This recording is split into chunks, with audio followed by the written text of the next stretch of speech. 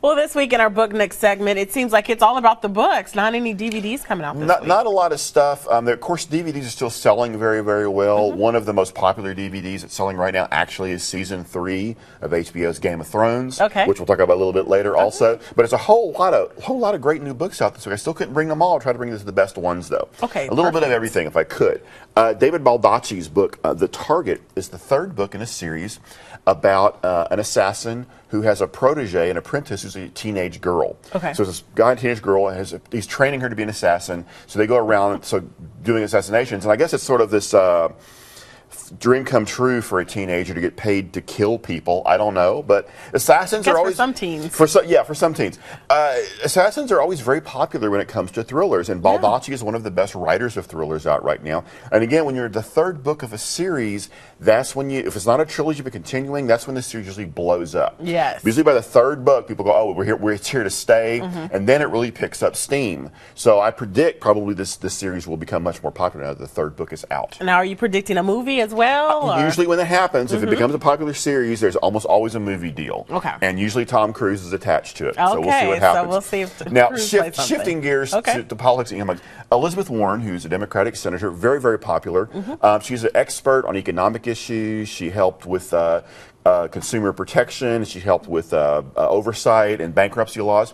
She puts up this book called The Fighting Chance, and what it is, it's not so much about economics or politics, but more about her life, being a mother and a grandmother. And her kind of journey through politics. So it's a really interesting book that way. Of course, there are conspiracy theories that she's running for president, and that's why she's out touring for a book. I'm like, come on, folks. Not everybody runs for president. It is a pretty good book, though, so check it out. And then for young readers, for teens, just The Inventor's Secret.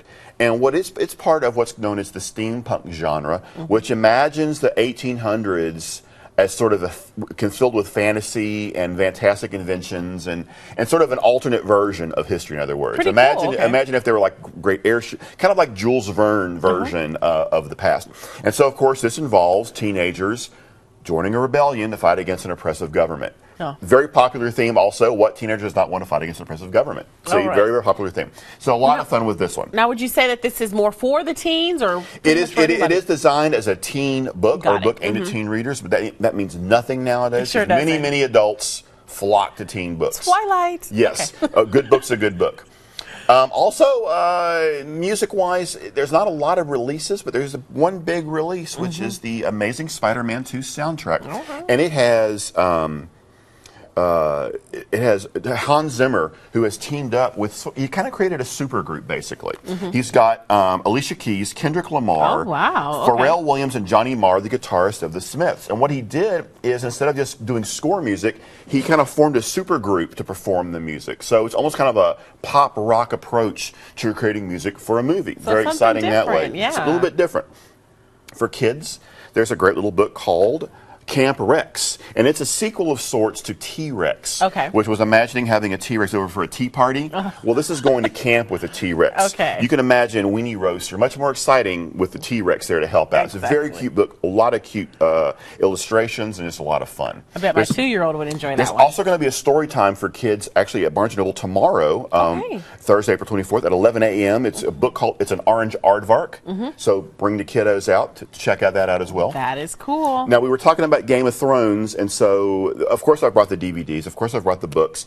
There are so many fans, they want new stuff. So we provide all kinds of stuff, and so I brought a few things to show. We have the Game of Thrones board game, which of course is a sort of like Monopoly, except I guess here you kill your enemies rather than buying their land. And like you were saying during the break, don't go to a wedding. If there's a wedding, run. If there's a wedding, just run.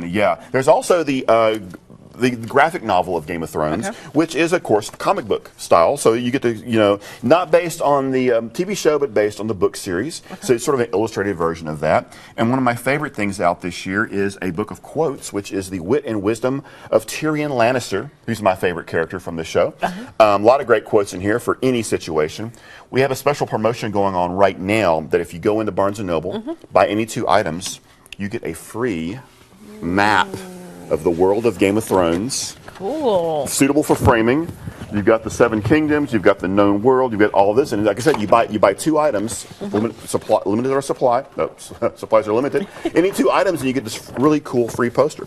All right. Which is awesome. Oh, don't forget action figures. Okay, action figures as well. We got the little guides up front. Yes, this is a little King Joffrey. Oh. Looks like the wine does not agree with him. You see what I did there? Anyway, fun stuff. All right. Well, thanks so much. And, of course, also story time Thursday. Tomorrow. You mentioned that Tomorrow. At 11 o'clock. That'll be awesome as well. All right. We'll be right back after the break.